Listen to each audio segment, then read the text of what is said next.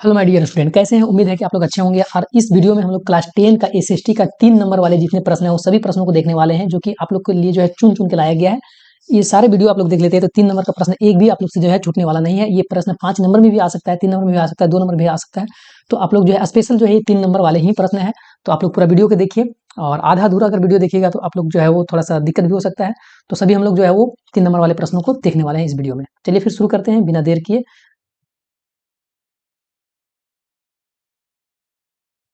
सबसे पहला प्रश्न है, जालियांवाला बाग हत्याकांड पर संक्षिप्त टिप्पणी लिखें। तो जालियांवाला बाग हत्याकांड क्या है? कि रॉलेट एक्ट है ना, क्या है कि रॉलेट एक्ट के विरोध में महात्मा गांधी और सतपाल किचलू गिरफ्तार हो चुके थे। और इस गिरफ्तार को विरोध करने के लिए जो है 13 अप्रैल 1919 ईस्वी को जो है बैसाखी पर्व के दिन में अमृतसर में जालियांवाला बाग में एक जनसभा आयोजित किया गया था। और यहाँ देखिए ये लिखा हुआ आंसर आप छोड़िए, यहाँ देखिए जालियांवाला बाग हत्याकांड क्या था। तो जालियांवाला बाग हत्याकांड जो था वो एक जालियांवाला बाग जगह था जो कि अमृतसर से जो है वो काफी लगभग 20 किलोमीटर जो है वो दूर में एक जगह था, मेला लगा हुआ था वहाँ, बैसाखी पर्व का मेला लगा हुआ था। और उसमें जो है लोग को पता नहीं था कि शहर में जो है वो मार्शल लॉ लागू है। लोगों को पता नहीं था कि मार्शल लॉ लागू है, और वहां जाके लोग जो है जमा हो गए, भीड़ हो गया। तो जनरल डायर के द्वारा जो है अपनी सेना को ले जाया जाता है, और वहाँ संक्रिय रास्ता रहता है, उस रास्ता को बंद कर दिया जाता है, और अंधाधुंध जो है वो गोली चलवा दिया जाता है, जिससे कि सैकड़ों लोग जो है वो मारे जाते हैं। ठीक है, तो ये था जालियांवाला बाग हत्याकांड। इसके बाद जो है वो इस हत्याकांड के पश्चात जो है ब्रिटिश सरकार ने एक हंटर आयोग स्थापित किया, और उस आयोग की रिपोर्ट के बाद जो है जनरल डायर को अनेक सम्मान दिए गए थे इस काम के लिए, और इससे महात्मा गांधी असहयोग हो गए थे। ठीक है, और उन्होंने असहयोग चलाने के लिए जो है वो निश्चय किया कि अब जो है वो असहयोग आंदोलन चलाना पड़ेगा। नेक्स्ट है कि वर्नाक्यूलर एक्ट क्या है। तो वर्नाक्यूलर जो है, वर्नाक्यूलर एक प्रेस एक्ट था। ठीक है, प्रेस एक्ट पारित किया गया था, और यह एक जो है वो अंग्रेज के द्वारा भारत के जो प्रेस पर जो था उस पर लगाया गया था, उस पर नियंत्रण करने के लिए लगाया गया था। अब इस कानून के द्वारा जो है सरकार को किसी भी अखबार, है ना, किसी भी खबर को जो है वो संपादकीय करने के लिए जो है वो सेंसर करने की व्यापक अधिकार मिल गया था। ठीक है, मतलब वर्नाक्यूलर क्या है कि ये एक एक्ट था, प्रेस एक्ट था, और ये अंग्रेज के द्वारा जो है भारतीय प्रेस पर लगाया गया था। नियंत्रण में सर्वाधिक प्रमुख था और महत्वपूर्ण भी था। और इस कानून जो है सरकार को किसी भी खबर को संपादकीय को लिए जो है सेंसर करने की व्यापक अधिकार मिल गया था। मतलब कोई भी खबर जो है उसको छापने से पहले जो है वो उस पर नजर रखता, कोई भी जो है बिना पूछे वो कोई खबर नहीं छाप सकता था। तो सरकार ने प्रदेश में छपने वाले भाषाई अखबार पर कड़ी नजर रखने लगा था, और किसी भी आपत्तिजनक समाचार पत्र को जो था उसके प्रकाशन पर जो है पहले अखबार को चेतावनी दी जाती थी, और चेतावनी देने पर जो है ध्यान नहीं देने पर जो है अखबार की छपाई की मशीन जो है वो छीन लिए जाते थे। तो वनस्पति जगत एवं प्राणी जगत में अंतर लिखना है। तो वनस्पति जगत होता है जो पेड़ पौधे का है, और प्राणी जगत जो है वो जानवरों का है। ठीक है, जीव जंतुओं का। तो किसी देश के वनस्पतियों में उस देश के समस्त वनस्पति जगत शामिल होते हैं, और इसमें जो है उगने वाला जितने वृक्ष हैं, है ना, या फिर तो खुद उगा है, या फिर तो मनुष्य के द्वारा लगाए गए हैं। ठीक है, ये सारे जो है वनस्पति में आते हैं। ये जो लगभग जो 49,000 पौधे हैं यहाँ भारत में, और इनमें से 5,000 ऐसे हैं जो कि भारत में ही केवल मिलते हैं। ठीक है, वनस्पति जगत जो है 49,000 तरह के जो है पौधे पाए जाते हैं, और भारत में जो है 5,000 तरह के। नेक्स्ट है कि जीव जंतु में जो है पंछी हो गया, मछली हो गया, सभी जितने भी जीव जंतु हैं, चाहे वो किसी भी तरह का जीव जंतु है, उनको जो है वो इसमें शामिल किया जाता है प्राणी जगत में। ठीक है, और इसका जो है संख्या लगभग जो है वो 81,000 तरह के है जाति। मोटे अनाज से आप क्या समझते हैं? तो मोटे अनाज जो है मिलेट, तात्पर्य जो है वो पहाड़ी, पथरीली और उपजाऊ, कम उपजाऊ जो रहते हैं ना, उन भूमि पर जो है वो किया जाता है, जिसमें कि कुछ ज्वार, बाजरा, रागी, ये सब मलुआ सब आ सकता है। प्राकृतिक गैस और बायोगैस में क्या अंतर है? तो प्राकृतिक गैस जो है वो खनिज तेल के साथ में, बिना खनिज तेल के साथ में भी पाया जाता है, इसको प्राकृतिक गैस बोलते हैं। और बायोगैस जो होता है जीव जंतु के पदार्थ जो है, जैविक पदार्थ जो है उसको गलने सड़ने से बनता है, जैसे गोबर वगैरह हो गया। अब आगे जो है इसका उपयोग जो मुख्यतः प्रदूषण कम करने के लिए परिवहन तथा घरेलू कार्यों में किया जाता है। किसका? तो प्राकृतिक गैस का। नेक्स्ट है कि इसका उपयोग मुख्यतः घरेलू उपयोग के लिए ही किया जाता है। और ये आगे जो है प्राकृतिक गैस, तो ये प्राकृतिक गैस ऊर्जा का समाप्य और परंपरागत साधन है, और ये ऊर्जा का असामाप्य संसाधन है। नेक्स्ट है कि जातिवाद का दुष्प्रभाव क्या है? तो जातिवाद से क्या दुष्प्रभाव होता है? देखिए, सबसे पहले तो जातिवाद तो करना ही नहीं चाहिए लोगों को। समाज में असमानता या जातिवाद, ऊंच नीच का भावना उत्पन्न होती है। इससे एक जाति जो है दूसरी जाति के द्वारा जो है उत्पीड़न और शोषण होने लगता है इससे। यह वातावरण में लोकतंत्र में जो है एक बड़ा बाधक भी है। नेक्स्ट है कि प्राथमिक क्षेत्र, द्वितीय क्षेत्र, तृतीय क्षेत्र का कुछ उदाहरण देना है। प्राथमिक क्षेत्र में जो है वो खनन आता है, लकड़ी काटना, हाँ, लंबरिंग, ये मत्स्य पालना, ये सब। द्वितीय क्षेत्र में चीनी, कागज बनाना हो गया, कपड़ा तैयार करना, ये सारा चीज। मतलब प्राथमिक क्षेत्र में जो है वो कृषि से जुड़ा हुआ चीज रहता है ना, कृषि इससे रिलेटेड रहता है, या फिर तो प्राकृतिक चीजें जो है इसमें निर्भर रहता है। और द्वितीय क्षेत्र जो है ये निर्भर रहता है कृषि पर, ठीक है, प्राथमिक क्षेत्र पर। द्वितीय क्षेत्र जो है कृषि या फिर तो प्राथमिक क्षेत्र पर निर्भर रहेगा। जैसे कि चीनी बनाना है तो प्राथमिक क्षेत्र में गन्ना की खेती होगा, तब द्वितीय क्षेत्र में चीनी बनेगा। उसी तरह से कागज बनना हो गया, कपड़ा बनना। तृतीय क्षेत्र जो होता है इसमें किसी भी प्रकार का जो है सामान नहीं बनता है, न ही कृषि किया जाता है। इसमें बस खाली जो है सेवा दिया जाता है, जैसे वकालत हो गया, डायरेक्टरी हो गया, बैंक हो गया, यातायात साधन हो गया, ये सारा चीज। नेक्स्ट है कि लोकतांत्रिक सरकार की विशेषता को लिखना है। तो लोकतांत्रिक सरकार की क्या क्या विशेषता है? तो लोगों के द्वारा चुने हुए सदस्यों से ही जो है, लोग जो सदस्य को चुनता है ना, लोगों के द्वारा चुने गए सदस्य ही जो है देश के शासन का बागडोर संभाल सकता है, दूसरा कोई नहीं। लोकतंत्र में जो है चुनाव निष्पक्ष एवं स्वतंत्र रूप से होता है। लोकतंत्र में जो है वो तीसरे विशेषताएं यह है कि इसमें सभी लोग सार्वभौमिक वयस्क मताधिकार, वोट देने का अधिकार जो है वो 18 साल को मिल जाते हैं।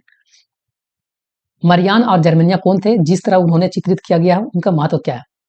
तो देखिए, फ्रांस की क्रांति के दिनों में कलाकारों ने नारी रूपक का प्रयोग अमृत विचार, स्वतंत्रता, मुक्ति, ईर्ष्या, लालच आदि को प्रकट करने के लिए जो है किया गया था।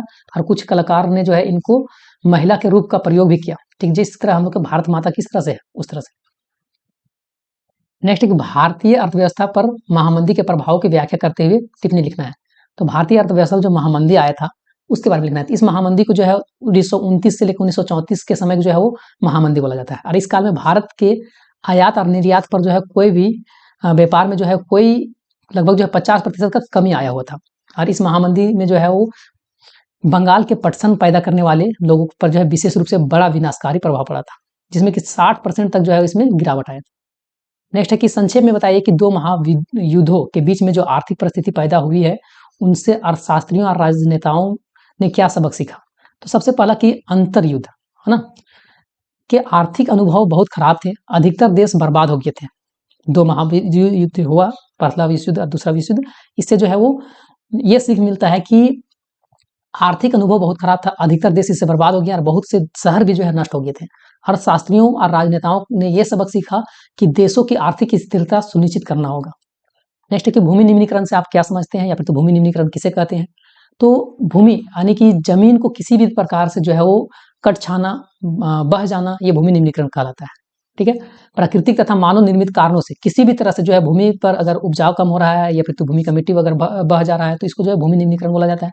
इसके लिए अलग अलग क्या कारण है? तो भूमि अवर्दन, मिट्टी को किसी भी तरह से बह जाना, कट जाना। भूमि प्रदूषण, भूमि में किसी प्रकार का जो है प्रदूषण हो गया है खाद डाल के या फिर किसी भी तरह। दोषपूर्ण कृषि पद्धति, अच्छे से कृषि पद्धति, अगर कृषि अच्छे से नहीं किया जा रहा है तो उससे भी। पशुचारण और वनों की कटाई के द्वारा और उद्योग धंधे के द्वारा। नेक्स्ट है कि भारत में लोह अयस्क के वितरण का वर्णन करना है। तो भारत में लोहा के अयस्क जो है बटा हुआ है उसके बारे में बताना है। तो भारत में जो है संसार का लगभग 20% लोहा यहाँ है। और भारत में जो है लोह अयस्क का खनन मुख्यतः जो है छत्तीसगढ़, झारखंड, उड़ीसा, गोवा और कर्नाटक में होता है। और इन राज्यों का कुल उत्पादन का 95% अधिक भाग जो है वो किया जाता है। इसके अतिरिक्त जो है कई क्षेत्र में जो है लोहा पाया जाता है, जैसे कि छत्तीसगढ़ हो गया। छत्तीसगढ़ में जो है अधिकांश लोहा जो है हेमेटाइट किस्म का पाया जाता है। झारखंड में जो है वो पूर्वी सिंहभूम जिले में पाया जाता है। उड़ीसा में जो है सुंदरगढ़, मयूरभंज, ये सब में पाया जाता है। कर्नाटक में भी पाया जाता है, गोवा में भी पाया जाता है। छोटा नागपुर पठारी क्षेत्र में अधिकांश लोहा का इस्पात उद्योग संकलित है, कारण बताइए। तो छोटा नागपुर में ही क्षेत्र में क्यों इतना लोहा का ज्यादा मतलब जो है उद्योग है? तो छोटा नागपुर पठारी क्षेत्र में अधिकांश लोहा इस्पात तथा उद्योग संकेंद्रित है, क्योंकि इस प्रदेश में उद्योग के विकास के लिए अधिक अनुकूल सापेक्षिक परिस्थिति है। मतलब वहाँ जो है स्थिति जो है वो बहुत अच्छा है उद्योग के लिए, है ना। लोह अयस्क भी जो है वो कम लागत होता है, वहाँ उच्च कोटि का कच्चा माल भी मिल जाता है, सस्ता श्रमिक भी मिल जाता है, इसलिए। नेक्स्ट, आधुनिक लोकतांत्रिक व्यवस्थाओं में सत्ता का साझेदारी के अलग अलग तरीके क्या है? इनमें से प्रत्येक का एक एक उदाहरण देना है, या सत्ता का साझेदारी के किन्हीं 4 रूपों को बताना है। तो सत्ता का साझेदारी के 4 रूप देखिए। सत्ता के बंटवारे का पहला रूप में हमें सरकार के 3 अंगों विधायिका, कार्यपालिका और न्यायपालिका में सत्ता जो है बांटा हुआ है। जैसे कि भारत में संविधान ने शक्ति का विभाजन विधायिका और कार्यपालिका और न्यायपालिका में कर रखा है, ठीक है। अब यहाँ क्या है कि विधायिका को जो अधिकार होता है कानून बनाने का, कार्यपालिका को जो है वो उस कानून के अंतर्गत रह के जो है वो काम करने का। इसके विधायिका में जो है वो सारे लोग आते हैं, सांसद वगैरह आते हैं। और कार्यपालिका में जितने भी मंत्री पद है जो लोगों के लिए कार्य करते हैं वो सब आते हैं। और न्यायपालिका जो है वो स्वतंत्र होती है, जो कि विधायिका और कार्यपालिका पर नजर रखता है। नेक्स्ट है कि श्रीलंका में सरकार की नीतियों ने सिंहली भाषी बहुसंख्यक का प्रभुत्व बनाए रखने का प्रयास किया। क्या आप इस कथन से सहमत हैं? तो देखिए 1956 ईस्वी में एक कानून बनाया गया था जिसके तहत तमिल को जो है वो दरकिनार करके सिंहली को एकमात्र जो है वो राजभाषा घोषित कर दिया गया। विश्वविद्यालय में भी, सरकारी नौकरी में भी सिंहलियों को जो है प्राथमिकता दिया जाने लगा था और नया तरह का संविधान में प्रावधान भी किया गया है कि सरकार जो है बौद्ध मत को जो है वो संरक्षण का बढ़ावा देगा और श्रीलंकाई तमिल ने नागरिकता से जो है वो अलग रखा गया। लोकतंत्र किस प्रकार नागरिक की गरिमा और आज़ादी सुरक्षित रखता है? चर्चा करते हैं। तो लोकतंत्र जो है प्रत्येक व्यक्ति अपने साथ के लोगों को सम्मान पाने चाहता है। देखिए कोई व्यक्ति बहुत ज़्यादा पैसे वाला है और कोई गरीब है, तो उस गरीब व्यक्ति का भी जो है वो सम्मान इज्जत का जो है हकदार होता है। ठीक है, तो लोकतांत्रिक व्यवस्था में जो है वो नागरिकों को भाषण देने का और अपने विचार व्यक्त करने का पूर्ण स्वतंत्रता होती है। लोकतांत्रिक व्यवस्था में सभी राजनीतिक दल को चुनाव में और चुनाव से पहले जो है और चुनाव के बाद जो है स्वतंत्र रूप से जो है कार्य करने का आज्ञा भी होती है और लोकतांत्रिक में जो है सभी वर्गों को और सभी धर्मों का जो है सम्मान किया जाता है। अपने क्षेत्र के बाजार में जाने पर जो है उपभोक्ता के रूप में अपने कुछ कर्तव्य को जो है वो वर्णन करना है। तो देखिए उपभोक्ता के क्या क्या कर्तव्य होना चाहिए? तो उपभोक्ता का कर्तव्य निम्नलिखित है। उपभोक्ताओं का यह कर्तव्य है कि बाजार से सामान खरीदते हैं और उस समय उनका जो है गुणवत्ता अवश्य देखना चाहिए। कोई भी चीज जो है खरीदे हैं तो उसको देखना चाहिए कि अच्छा है कि नहीं है सो, और उसका गारंटी कार्ड जो है वो लेना ना भूलना चाहिए। उपभोक्ताओं के लिए उचित व लाभकारी होगा कि वे जहां तक संभव हो वो ISI मार्क वाला ही सामान जो है और एक मार्क वाला सामान ही जो है वो खरीदे। नेक्स्ट है कि भारत में उपभोक्ता आंदोलन की शुरुआत किन कारण से हुआ, इसके विकास के बारे में पता लगाइए। तो बड़े पैमाने पर जो है खाद्यान्नों एवं खाद्य सामग्रियों की कमी हुई, जमाखोरी भी हुआ, कालाबाजारी भी हुआ, खाद्य पदार्थ में मिलावट भी हुआ, अनेक समस्या हुआ और इसके बाद जो है भारत में जो है वो उपभोक्ता आंदोलन 1960 के दशक में ये शुरुआत हुआ और इस आंदोलन का उद्देश्य यह था कि विक्रेताओं के द्वारा जो है जो मिलावट किया जाता है वो चीज पर रोक लगाया जाए। नेक्स्ट है कि एक अर्थशास्त्र में मुद्रा की भूमिका को जो है विवेचना करना है। मुद्रा का क्या भूमिका है? तो भूमिका इसका पहला है कि उपभोग में मुद्रा की भूमिका। हम जानते हैं कि मुद्रा विनिमय का माध्यम है और यह जो है हाँ, इसलिए हम अपनी आवश्यकताओं की संतुष्टि के लिए जो है मुद्रा के बदले वस्तु और सेवा खरीदते हैं। व्यापार में भी मुद्रा की भूमिका है। क्या भूमिका है? तो व्यापार जो है वो मुद्रा के द्वारा ही व्यापारिक क्रियाएं किया जाता है, सरलतापूर्वक किया जाता है क्योंकि मुद्रा के सहायता से हर एक है ना एक व्यक्ति जो है दूसरे स्थान से जो है क्रय विक्रय कर सकता है। बजट का भी निर्माण होता है मुद्रा के ही थ्रू से, राष्ट्रीय आय की मापक भी होता है मुद्रा में ही और उत्पादन में भी जो है मुद्रा का भूमिका है। अथवा अतिरिक्त मुद्रा वाले लोगों को और जरूरतमंद लोगों के बीच में बैंक किस तरह से मध्यस्थता का काम करता है। तो देखिए जिसके पास बहुत ज्यादा पैसा है, जैसे कि ए व्यक्ति के पास बहुत ज्यादा पैसा है और बी व्यक्ति के पास कम पैसा है, और ए व्यक्ति के पास बहुत पैसा है तो ये घर में रख नहीं सकता है तो ये बैंक में ले जाके रख दिया। ठीक है, बैंक में रख दिया। अब ये जो है यहाँ रख दिया, अब बी व्यक्ति को जो है वो पैसा की जरूरत है तो क्या किया कि ए वाला व्यक्ति वाला पैसा बी को दे दिया गया और बी के बोला कि हम तुमसे ब्याज लेंगे। ठीक है, 8% मान के चलो हम तुमसे ब्याज लेंगे। ठीक है, अब बैंक 8% इसको दे दिया ऋण पे। अब जो ए जमा किया था, ए मान के चलिए कि 1 लाख रुपया जमा करता है। ठीक है, ए जो है वो 1 लाख रुपया जमा किया बैंक में और बी जो है 50,000 बैंक से लोन ले लिया। तो बी को जो है 50,000 का 8% जो है वो बैंक लेगा और इसको जो ए जमा किया था उसको 2% दे देगा कि लो तुम जो है 2% हम दे रहे हैं, तुम मेरे पास पैसा जमा किया उससे हम कमा रहे हैं, उसके लिए जो है 2% तुमको भी मिल रहा है तो 2% इसको दे दिया, इससे 8% दिया, बाकी जो 6% बचा वो बैंक का कमाया हो गया। इस तरह से बैंक जो है बीच अमीर और गरीब लोगों के बीच में जो है वो मध्यस्थता काम करता है। नेक्स्ट है इटली के एकीकरण की प्रक्रिया को जो है संक्षेप में वर्णन करना है। ठीक है, इटली के एकीकरण का प्रक्रिया जो है पहले समझिए कि इटली अनेक वंशानुगत राज्य में और बहुराष्ट्रीय हैम्सबर्ग साम्राज्य में बिखरा हुआ था। ठीक है, अब ये जो है युद्ध के जरिए इतावली राज्य को जोड़ने वाली जिम्मेदारी जो है सांडनिया पिरमांड को जो है वो शासक विक्टर एनुअल द्वितीय पर था। अब मंत्री प्रमुख जो है कावूर, जिसने इटली के प्रदेश को एकीकृत करने वाले आंदोलन का नेतृत्व किया। अब कावूर जो है वो कावूर ने फ्रांस से सांडनिया पिरमांड के जो है एक चातुर्य कूटनीतिक संधि किया और उसके बाद जो है फ्रांस की मदद के लिए 1859 ईस्वी में ऑस्ट्रियाई बल को जो है वो हरा दिया। अब उसके बाद जो है सेफी गैरिबाल्डी आया। अब वो भी जो है वो अपना नेतृत्व में भारी संख्या में सशस्त्र स्वयं सेवकों को जो है वो युद्ध के में हिस्सा लिया। उसके बाद जो है 1860 के दक्षिण इटली और 2 सिलियों राज्य को जो है कब्जा कर लिया था, वो भी अपना भूमिका निभाया और इस प्रकार जो है इटली का एकीकरण पूरा हुआ था, है ना। और इसके बाद जो है शासक विक्टर एनुअल को कावूर और जोसेफी गैरिबाल्डी विशेष भूमिका, मतलब इन व्यक्तियों को जो है इसमें विशेष भूमिका था और इन्हीं लोगों के द्वारा जो है वो इटली का एकीकरण हो पाया था। और लास्ट में फिर जो है वो उन्नीस सॉरी 1861 ईस्वी में एनुअल द्वितीय को जो है इटली का मतलब एकीकृत इटली का जब इटली जो है वो एकीकृत हो गया उसके बाद वहां का राजा घोषित कर दिया जाता है। महामंदी के कारण का व्याख्या करने है ना महामंदी। तो 1929 ईस्वी में समस्त संसार में भयानक आर्थिक संकट आ गया था और ऐसा आर्थिक संकट पहले कभी नहीं देखा गया था। इस संकट से जो है संयुक्त राज्य अमेरिका 1929 ईस्वी में जो है यहाँ से पैदा हुआ था और ये देखते देखते जो है 1931 ईस्वी तक रूस है ना रूस को छोड़कर वह विश्व के अनेक देश में भी जो है फैल चुका था। नेक्स्ट है कि अफ्रीका में रीडर पेस्ट का आना ठीक है के प्रभाव की व्याख्या करें। तो रीडर पेस्ट जब अफ्रीका में आया तो क्या हुआ था? तो रीडर पेस्ट पशुओं में फैलने वाले एक खतरनाक बीमारी था जो कि 1890 के दशक में अफ्रीका में प्लेग की तरह फैली हुई थी और अफ्रीका में यह बीमारी उन पशुओं के साथ जो है उन पशुओं के कारण आया था जो कि ब्रिटिश साम्राज्य के लिए लड़ रहे भारतीय सिपाही के भोजन के लिए अनेक पूर्वी देशों से मंगवाए गए थे। तो उससे जो है ये बीमारी आया था। अब इससे क्या हुआ था? तो इस बीमारी से जो है 90% जो है पशु जो है मर गए थे, मतलब 90% अलग अलग अलग सबका सब लगभग मतलब मर चुका था। और इस बीमारी से जो है अफ्रीका के लोग को आजीविका और अर्थव्यवस्था में जो है बहुत जो है वो गहरा प्रभाव भी पड़ा था और बिल्कुल जो है वो बर्बाद और जो है बेसहारा होने के कारण जो अफ्रीका में लोगों के विदेशी साम्राज्यवादी के पास जो है मजदूरी करने के लिए जो है और भी इसके अलावा कोई रास्ता ही नहीं बचा हुआ था। जल दुर्लभता की बारे में बताना है। जल दुर्लभता क्या है और जल संरक्षण कैसे किया जा सकता है? तो जल दुर्लभता क्या होता है? तो यह एक प्राकृतिक असमाप्त होने वाला उपहार है। फिर भी जो है ये देखिए जल जो है एक नवीकरणीय संसाधन है ठीक है जो कि खत्म नहीं होगा। फिर भी जो है जल का कमी है इसलिए हो रहा है क्योंकि इसका दुरुपयोग है ना जल का जो है दुरुपयोग किया जा रहा है। जल का स्तर नीचे लगातार गिर रहा है, जल जो है दुर्लभ होते जा रहा है और इसका जो है वो इस समस्या को जो है जल की कमी या फिर तो जल की दुर्लभता कहा जाता है। ये इसका जो है संरक्षण रखने के क्या क्या उपाय हो सकता है? तो सबसे पहला तो कि जल को संशोधित करके जो है इससे बार बार प्रयोग में लाया जा सकता है। वर्षा के दिनों में जो इसको व्यर्थ जो बह के नदी में जाता है, नदी से जो है वो समुद्र में जाता है, उसको जो है बड़े बड़े नहर बना के जो इसको रोकना चाहिए।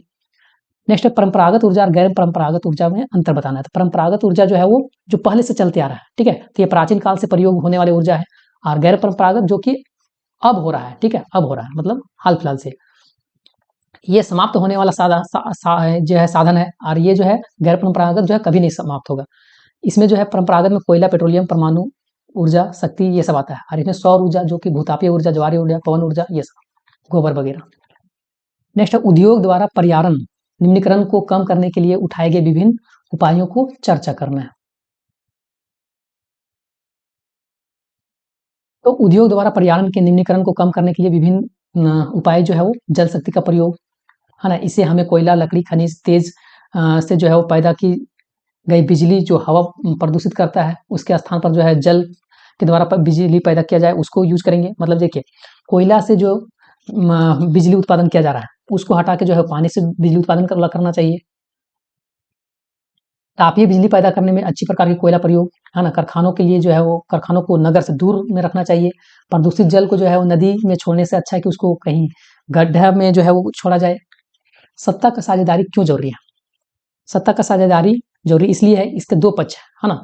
सत्ता का बंटवारा होने से विभिन्न सामाजिक समूह के बीच टकराव के आदत जो है वो चांस कम हो जाता है क्योंकि सामाजिक टकराव आगे बढ़कर जो है अक्सर हिंसा का रूप ले लेता है। और सत्ता का साझेदारी जो है वो दरअसल लोकतंत्र का एक आत्मा है। शासन को जो है वो संघीय शासन एकात्मक स्वरूप में जो है क्या क्या तीन मुख्य अंतर है वो बताना है। तो संघात्मक सरकार और एकात्मक सरकार में अंतर जो है वो पहला कि संघात्मक सरकार में केंद्र और राज्य सरकार के बीच में शक्ति का विभाजन होता है जैसे भारत में संघात्मक है। एकात्मक सरकार जो है पूरा का पूरा है ना सत्ता केंद्र सरकार के पास होता है जैसे कि इंग्लैंड हो गया, फ्रांस, श्रीलंका। केंद्रीय सरकार राज्य सरकार को आदेश जारी नहीं कर सकता है और इसमें केंद्र सरकार जो है राज्य अथवा स्थानीय सरकार को जो है वो आदेश दे सकता है। इसमें जो है संविधान प्राय कठोर होता है ना। यहाँ जो है संविधान जो है लचीला होता है। नेक्स्ट लोकतंत्र किस तरह उत्तरदायी, जिम्मेदार और वैध सरकार का गठन करता है? तो देखिए लोकतंत्र में जो है वो जिम्मेदार सरकार ही होना चाहिए और जिम्मेदार सरकार होता है ये किस प्रकार? तो ये जो है लोकतंत्र लोगों के का शासन होता है, लोगों के द्वारा चुना हुआ होता है और लोगों द्वारा निर्मित होता है और लोग के भलाई के लिए काम करना होता है। और इस कथन में जो है लोकतंत्र की बुनियादी विशेषताएं छिपी होती है और यह लोकतंत्र ही है जो कि उत्तरदायी सरकार की स्थापना करने के लिए जो है संभव बनाता है। नेक्स्ट भारत में उपभोक्ता आंदोलन की प्रगति समीक्षा करें। तो उपभोक्ता आंदोलन अनेक प्रकार के ग्राहकों को, उत्पादकों, व्यापारियों और दुकानदारों द्वारा जो है अंधाधुंध ठगे जाने के कारण किया जाता है। कभी देखो तो तेल में जो है मिलावट, घी में मिलावट, शक्कर में मिलावट, हर चीज में मिलावट। तो इसलिए जो है उपभोक्ता लोग जो है इसके विरुद्ध में आंदोलन करते हैं। तो इस तरह से जो है वो कभी मापतौल में भी जो है वो भार में जो है वो ऊपर नीच कर देता है, परंतु हर बार उसमें अनुचित दाम लिए जाते हैं। हर चीज को जो है हद होती है, जब हद बढ़ जाता है तो ये चीज आंदोलन की ओर बढ़ जाता है।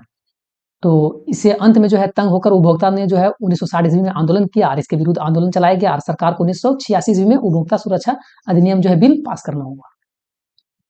देश की अर्थव्यवस्था में बैंक की क्या भूमिका है? तो देखिए, बैंक जो है अर्थव्यवस्था में लोगों बैंक में जो है लोग अपने बचत जमा करते हैं, मतलब जो पैसा जो है वो प्रयोग होने से बच जाता है, वो पैसा को जमा कर देते हैं और उसको जो है बैंक में ब्याज भी मिलता है। बैंक जो है वो जरूरतमंद को ऋण भी देता है और आर्थिक विकास के मार्ग भी प्रशस्त करता है। बैंक जो है अधिक से लोगों को जो है काम में लगे होते हैं और इस पर जो है बैंक बेरोजगारी और समस्याओं को हल करने में मदद भी करता है। नेक्स्ट है कि हमें भारत में ऋण को औपचारिक स्रोत को बढ़ाने की क्यों जरूरत है? क्योंकि देखिए, औपचारिक ऋण लेने से जो है सरकार की नजर में ये चीज रहता है, ठीक है। ऋण का दो स्रोत है, एक औपचारिक एक अनौपचारिक। औपचारिक में जो है जिस पर सरकार के भी जो है वो हस्तक्षेप, मतलब सरकार का भी जो है वो हाथ रहता है। अनौपचारिक में जो है वो साहूकार वगैरह के द्वारा लिया जाता है। औपचारिक ऋण जो है वह बैंकों और सहकारियों, मतलब सरकारी समितियों के द्वारा जो है दिया जाता है, लेकिन अनौपचारिक जो है साहूकार व्यापारियों के द्वारा जो है रिश्तेदारों के द्वारा मिलता है। औपचारिक ऋण में जो है ब्याज दर जो है प्राय 8 से 10% होता है, लेकिन अनौपचारिक में जो है ये 6 गुना 10 गुना तक भी हो जाता है। अपने शासन वाले क्षेत्रों में शासन व्यवस्था को ज्यादा कुशल बनाने के लिए नेपोलियन ने क्या बदलाव किया? तो सबसे पहले तो फ्रांस की क्रांति के समय फ्रांस की क्रांति के समय 1789 से लेकर 1815 जहां कहीं भी फ्रांसीसी सेनाएं गई, उन्होंने राष्ट्रवाद की विचारधारा को अवश्य फैलाया। अपने साम्राज्य के जो है इस विस्तृत क्षेत्र में जो है उसे Holland, Belgium, Switzerland, Italy, Germany आदि सम्मिलित नेपोलियन अनेक प्रशासनिक केंद्रों में जो है सुधार किया, जो कि पहले अपने देश फ्रांस में कर रहा था। और ये सब कुछ उसने प्रशासन व्यवस्था को सुव्यवस्थित करने के लिए, उसमें से कुशलता लाने के लिए जो है क्या था।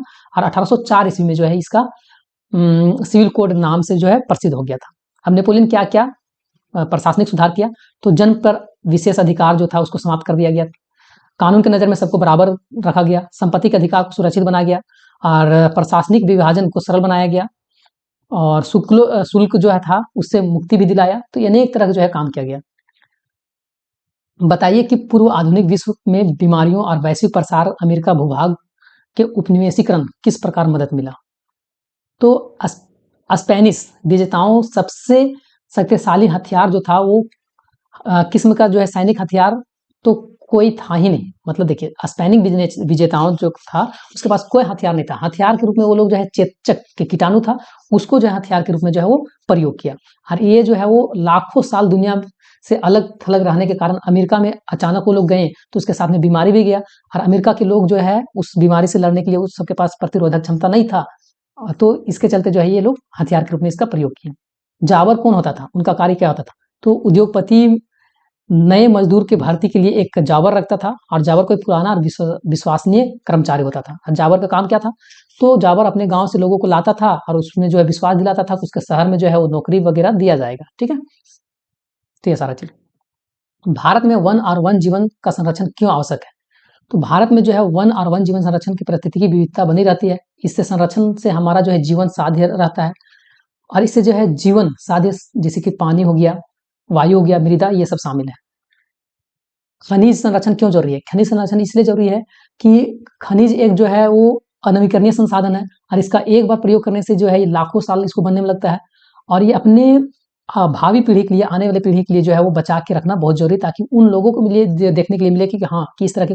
अब देखिए कि कुछ दिनों के बाद अगर कोयला हम लोग बोलेंगे, अभी से लगभग 100 साल के बाद अगर कोयला अगर नहीं रहेगा, और कोयला हम लोग वर्ड यूज कर देते हैं, किसी के द्वारा जो है कोयला वर्ड यूज किया जाता है, तो उस समय के बच्चे सोचेंगे कि कोयला आखिर क्या होता है ना। तो ये भावी पीढ़ी के लिए भी जो है बचा के रखना चाहिए। कृषि आधारित उद्योग और खनिज आधारित उद्योग में क्या अंतर है? तो कृषि आधारित उद्योग जो है वो कृषि पर निर्भर रहता है कच्चे माल के लिए, और खनिज आधारित उद्योग जो है वो खनिज पर जो है कच्चे माल के लिए जो है निर्भर रहता है। कृषि में जो है सूती वस्त्र, ऊनी वस्त्र, पटसन जो कृषि किया जाता है वो चीज आते हैं, और इसमें जो है वो खनिज वगैरह जो भी सीमेंट, इस्पात, एल्यूमिनियम है वो सारा आता है।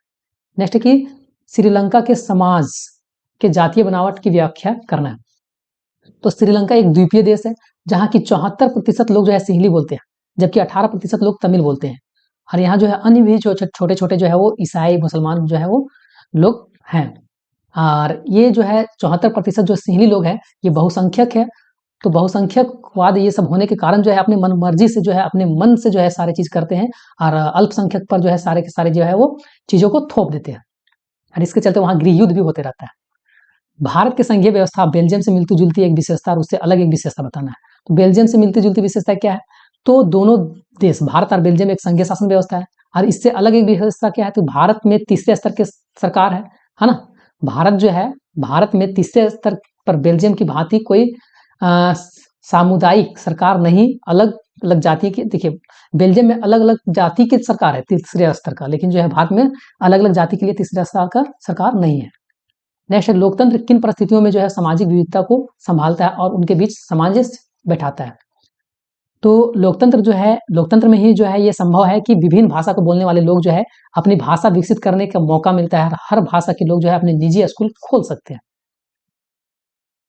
नेक्स्ट है कि उपभोक्ता संरक्षण परिषद उपभोक्ता की किस प्रकार जो है वो मदद करता है, किन्हीं 3 तरीका को बताना है। तो ये सभी उपभोक्ता का मार्गदर्शन करती है, जैसे कि उपभोक्ता अदालत में मुकदमा दर्ज करना। ये उपभोक्ता अदालत में व्यक्ति के विशेष उपभोक्ता प्रतिनिधित्व भी करते हैं। वे स्वयं सेवी संगठन जनता का जागरूकता पैदा करने के लिए सरकार के वित्तीय सहयोगी भी जो है वो प्राप्त कर सकते हैं। ऋण का औपचारिक और अनौपचारिक स्रोत में अंतर क्या है? तो औपचारिक ऋण लेने का 2 तरीका है, एक औपचारिक, एक अनौपचारिक। तो ऋण के अनौपचारिक हम लोग पहले देख लेते हैं, ठीक है? और अनौपचारिक औपचारिक अनौपचारिक दोनों देखेंगे। औपचारिक में क्या है कि इसके अंतर्गत ऋण का वे स्रोत शामिल है जिसमें सरकार द्वारा पंजीकृत होते हैं और इन्हें सरकार के नियमों का पालन करना पड़ता है। जैसे बैंक हो गया, सहकारी समितियां, भारतीय रिजर्व बैंक हो गया, औपचारिक स्रोत कामकाज पर नजर रखता है। उसी तरह से अनौपचारिक क्या है? तो इसके अंतर्गत जो है छोटी मोटे छीट फूट इकाइयां शामिल है ना, साहूकार हो गया, मित्र वगैरह हो गया, ये सारा चीज। नेक्स्ट है आवश्यकताओं के दोहरे संयोग से आप क्या समझते हैं? ठीक है, तो आवश्यकताओं का दोहरा संयोग, अगर कोई व्यक्ति किसी चीज को बेचने की इच्छा रखता है तो वही चीज अगर वो व्यक्ति खरीदने की इच्छा रखता है, जैसे कि समझिएगा कि ए है और बी है, ठीक है। ए को चाहिए गेहूं, है ना, ए को चाहिए गेहूं और ए के पास जो है चावल है और ये जो बी है उसको चाहिए मक्का, है ना। ए के पास चावल था, है ना, ए के पास चावल है और इसको चाहिए क्या? गेहूं, है ना, गेहूं चाहिए और इसके पास क्या है? मक्का है, ठीक है। तो अब मान के चलिए कि अगर ए के पास चावल है, अब एक ये इसको जो है वो चावल चाहिए, ठीक है, बी को चावल चाहिए लेकिन इसके पास क्या है? मक्का है। तो ये चावल तो उसको दे देगा, लेकिन इसको चाहिए किस चीज का जरूरत है? गेहूं का, और जो कि अगला पास गेहूं नहीं है, मक्का है और ये इसको मक्का नहीं चाहिए। तो इस तरह से जब एक व्यक्ति जो है जो वस्तु को बेचने की इच्छा रखता है, वहीं दूसरा व्यक्ति जो उसको खरीदने की इच्छा रखता है, तो इसे आवश्यकताओं का दोहरा संयोग कहा जाता है। जैसे कि एक जूता बनाने वाला किसान जूते देकर गेहूं प्राप्त करना चाहता है, यदि किसान को जूता की जरूरत है तो उसके पास मोची को देने के लिए फालतू गेहूं है, इसे आवश्यकताओं का संयोग कहते हैं। मतलब दोनों लोग को जो है वो इच्छा होना चाहिए कि जो तुम दे रहा है वो मुझे लेना है। फ्रांसीसी लोगों के बीच सामूहिक पहचान भाव पैदा करने के लिए फ्रांसीसी क्रांतिकारी ने क्या क्या कदम उठाया? तो सबसे पहले तो ये लोग सबसे पहले पितृभूमि और नागरिक जैसे विचारों को संयुक्त समुदाय के विचार पर बल दिया। एक नया फ्रांसीसी झंडा तिरंगा को चुना गया, ठीक है। सक्रिय नागरिक द्वारा चुनी हुई गई सभा का गठन किया गया। नेशनल असेंबली का जो है वो बनाया गया। राष्ट्र के नाम पर जो है नई नई स्तुतियां रची गई, सप्ते लिए गए, ये सारे चीज। बिट्टो का मतलब क्या होता है? तो बिट्टो जो है एक निषेध अधिकार है, निषेधाधिकार होता है और इसका अधिकार के सहारे जो है वो अब सदस्य जो है अपना असहमति को जो है वो रख सकता है, खारिज करने के लिए एक आधार है ये। उसके बाद जो है खाद्य उपभोक्ता पर तकनीक के प्रभाव का उल्लेख करना है ना। तो तकनीक या फिर तो विभिन्न प्रकार के आविष्कार, जैसे रेलवे भाप का जहाज हो गया, टेलीग्राफ हो गया, रेफ्रिजरेटर युक्त जहाज हो गया, ये सब खाद्य उपलब्धता का गहरा प्रभाव पड़ा है। यातायात साधन जैसे हो गया, रेफ्रिजरेटर हो गया, ये सारा चीज। नेक्स्ट एक विस्तार पूर्वक बताइए कि मानव क्रियाएं किस प्रकार प्राकृतिक वनस्पति जात और प्राणी जात को हरास कर रहा है। तो मनुष्य के द्वारा जो भी चीज काम किया जा रहा है अभी अधिकतर चीज जो है वो नष्ट ही कर रहा है। वन जीवों को, क्रीड़ा स्थानों को नष्ट करना, शिकारी चोरी छिपे वन प्राणियों को जो है वो मारना, संरक्षित स्थलों को मारना, है ना, अति शोषण करना, वातावरण प्रदूषण, पशुओं के जहर देना, ये सारी चीज आते हैं। नेक्स्ट है कि लोह खनिज और अलोह खनिज में क्या अंतर है? तो लोह खनिज जिस पर जो है वो लोहा पाया जाता है ना। लोह खनिज कठोर होता है, अलोह खनिज जो है वो कठोर नहीं होता है। लोह खनिज में प्रायः भूरे रंग के होते हैं, अलोह खनिज जो है कई रंग के होते हैं। लोह खनिज में लोहा, बॉक्साइड, मैग्नीज ये सब आता है। अलोह खनिज में सीसा, जस्ता, अभ्रक आता है। कृषि और उद्योग एक दूसरे के पूरक है, कैसे? तो कृषि में जो चीज होता है कच्चा माल वो उद्योग में जाता है, जैसे कि चीनी तो हम लोग गन्ना की खेती करेंगे तो चीनी बनाने के लिए उद्योग में जाएगा, तो ये एक दूसरे पर जो है क्या है, निर्भर है। उसी तरह से वस्त्र बनाने के लिए कपास की खेती किया जा रहा है, तो कपास का जो फैक्ट्री है, उद्योग है, वो कपास पर निर्भर है। मतलब जो है कृषि और उद्योग एक दूसरे पर निर्भर है, प्राथमिक क्रिया और द्वितीय क्रिया जो एक दूसरे पर निर्भर है। नेक्स्ट है कि श्रीलंका में सत्ता की साझेदारी की व्यवस्था के बारे में बताएं। तो श्रीलंका में जो है वो तमिल भाषा की अवहेलना करते हुए सिली भाषा को जो है देश की एकमात्र राजभाषा घोषित किया गया। विश्वविद्यालयों में, सरकारी नौकरियों में सिल्लियों को जो है प्राथमिकता दिया जाता है। बौद्ध धर्म को जो है सरकारी संरक्षण भी दिया गया है। अब नेक्स्ट आता है कि भारत में संघीय शासन व्यवस्था का विशेषताओं को जो है वो चर्चा करना है। तो भारत में संघीय शासन व्यवस्था, भारतीय संघ किसी राज्य संघ से अलग होने का अधिकार नहीं है। भारतीय संघ में राज्य प्रतिनिधि की समानता का भाव है। भारतीय जो है वो संघ में एकल नागरिकता की व्यवस्था न होने की दोहरी नागरिकता की है। इस तरह से नेक्स्ट है कि लोकतंत्र की भाषा, है ना, लोकतंत्र की परिभाषा बताएं और लोकतंत्र किस रूप से जो है एक उत्तरदायी सरकार शासन है, इसके बारे में इसको एक बार देख लीजिएगा। कुछ ऐसे लोग, कुछ ऐसे कारण जो है वो, कुछ ऐसे कारक बताना है या चर्चा करना है जिसके कि किसी भी उपभोक्ता का शोषण होता है। तो उपभोक्ता का शोषण कब होता है? तो सामान का जो है वो कम माप करके, नाप तौल में जो है कम देना, कम स्तरीय वस्तु को उत्पादन करके ऊंची अधिक कीमती वाला चीज को उत्पादन करके, नकल वस्तु बना के, चाइना चीज मिला के, मिलावट चीज बना के, ये सारा चीज। भारतीय रिजर्व बैंक अन्य बैंक पर किस प्रकार नजर रखता है? ये बहुत इंपॉर्टेंट प्रश्न है। तो भारतीय रिजर्व बैंक जो है सभी बैंकों का बैंक है। हर बैंक जो है अपने पास जमा पूंजी कितना रख रहा है ना, न्यूनतम राशि कितना रख रहा है, 15% रखना रहता है। ये हर बैंक कितना रख रहा है वो चीज को देखता है। रिजर्व बैंक इस बात पर भी नजर रखता है कि बैंक केवल लाभ कमाने के हिसाब से तो काम नहीं कर रहा है ना, छोटे लोग को ऋण दे रहा है कि नहीं, सारा चीज पर नजर रखता है। नेक्स्ट है कि क्या कारण है कि कुछ बैंक कर्जदार देने के लिए जो है तैयार नहीं होते हैं? तो कर्जदार जो कर्जा इसलिए नहीं देते हैं क्योंकि बैंक कर्ज देने के लिए जो है बैंक अपने पास कुछ आय प्रमाण पत्र मांगता है। ये सारा चीज अगर जो ऋण लेने वाला है उसके द्वारा नहीं दिया जाता है तो बैंक लोन नहीं देगा।